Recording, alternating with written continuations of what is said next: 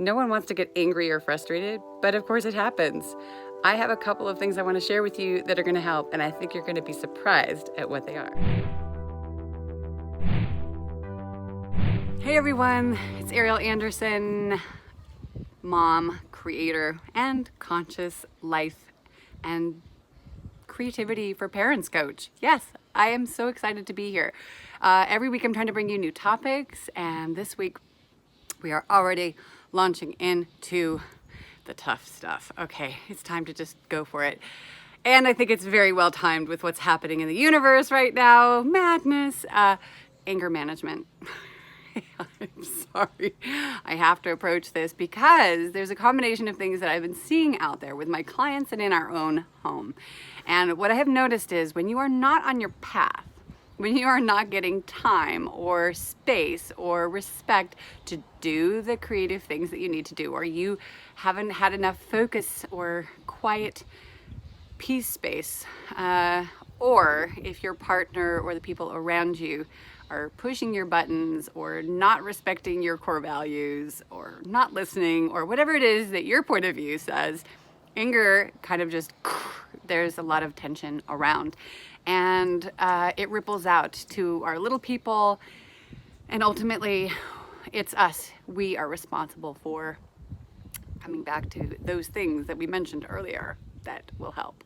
So, you know, I've talked about these things in different ways in past videos, but in this case, we are talking about the relationship to anger management. So the first thing is very clear communication with your partner. So, I know we all know this, right? You know this. Our partners are not mind readers. What you expect that they know, they may not know. It doesn't have to be condescending, just that we have to make it so obvious what we need that it can be respected and there can be follow through. That's very, very important, especially in this time where we might be in close quarters and, you know, looking for the managing of things. So this is what I mean. Say it, write it, maybe even message it. And it might seem like overkill, but just let them know, look, this is really important to me. For example, I want this amount of time to write, or to get my work done, or to go for a bike ride, or whatever it is.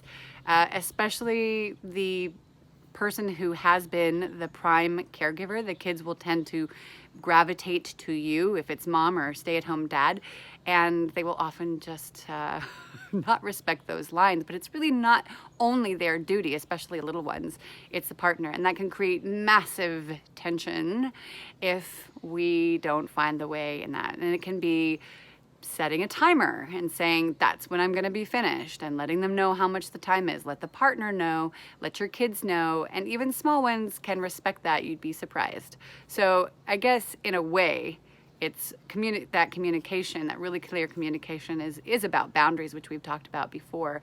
But that communication piece is the really essential piece. And here's what I mean. It's not just, hey, I need the time, or hey, I'm going out for a couple of minutes, or whatever it is. Be really clear about when it starts and it's going to finish. And even if you finish what you're doing, take that time for self-care. I know, overused word, but you know what I'm saying.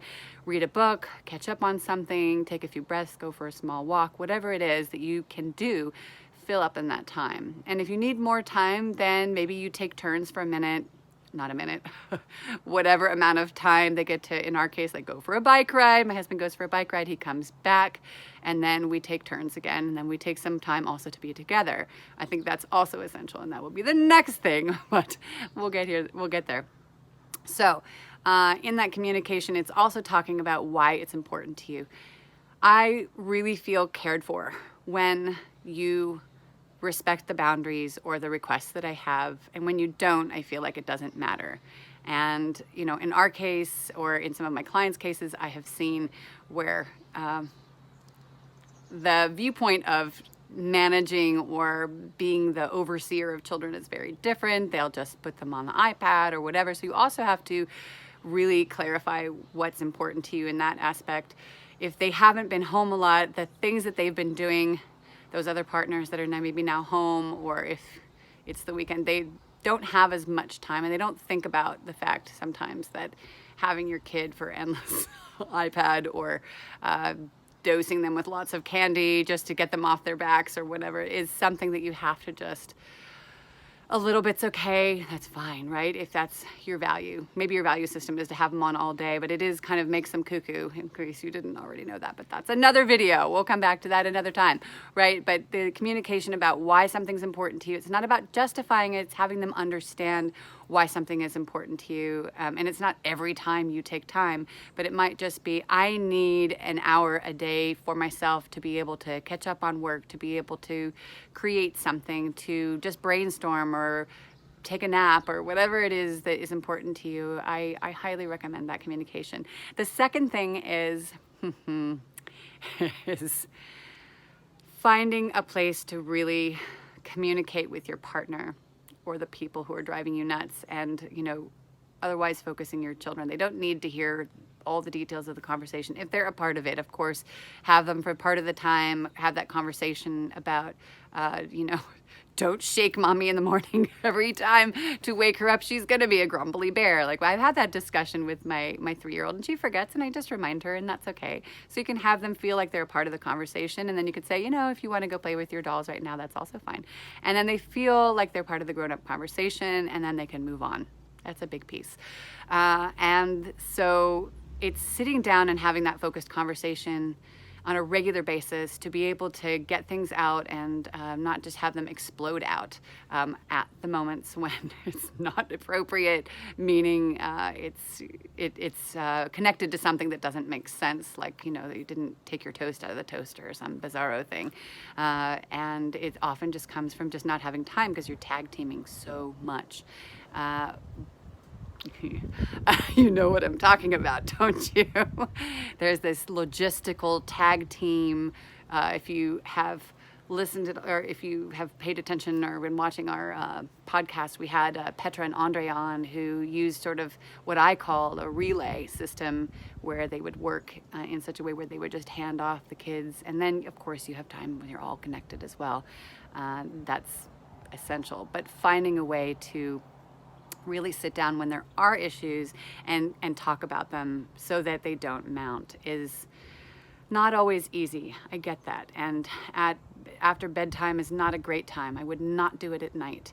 Do it at lunchtime. Maybe you sit with your kids and you have lunch, or it's in the morning when the kids are less cuckoo bananas, and then you actually have that chance to really talk with them. And it's super, super essential.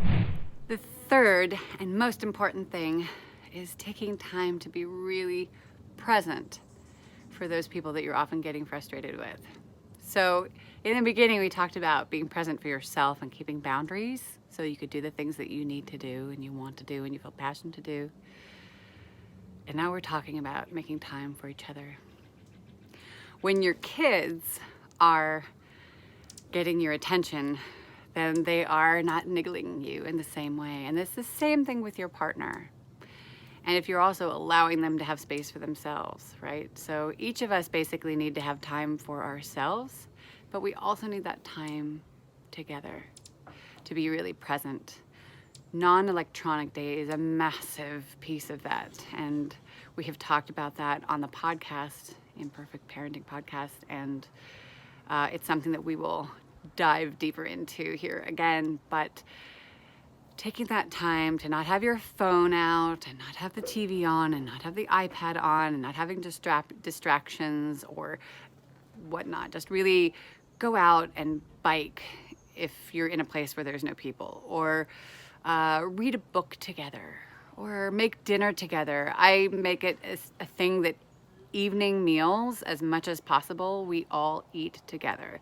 It's very old school. I always made fun of things like this, but I also think that if you have a meal each day where you're really together, eating at the same time and connecting, and there's no paper, there's no electronics, but you're just present, and you don't talk about any dark, stressful, anything things. You talk about things that lift you up, or you just are smiling and present with your food and yourselves and each other.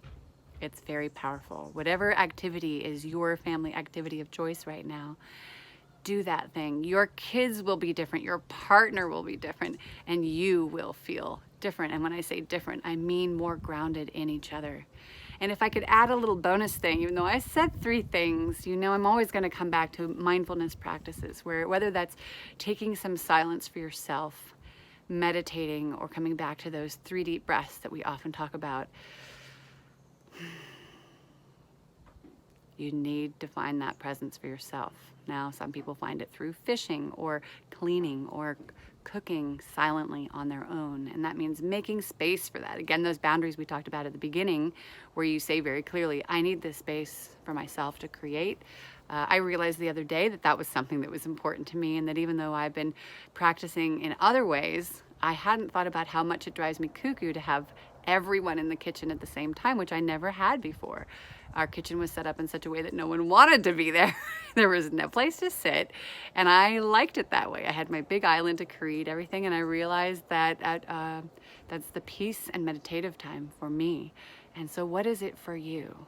What is that thing, that place, that activity where you need to ground in and come back to your own soul's desire and self? Because when you're creating and you're connected to your purpose, your health, your mental, physical, and spiritual health are incredibly strong, and you are going to just thrive in this world, and that's what I want for you. This is Ariel Andersson. I wish you a beautifully imperfect, creating, communicative, non-anger day. Let's not need anger management.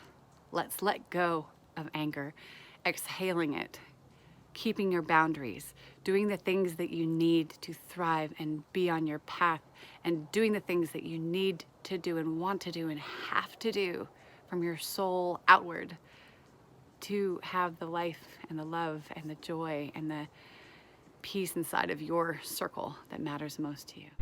Move forward.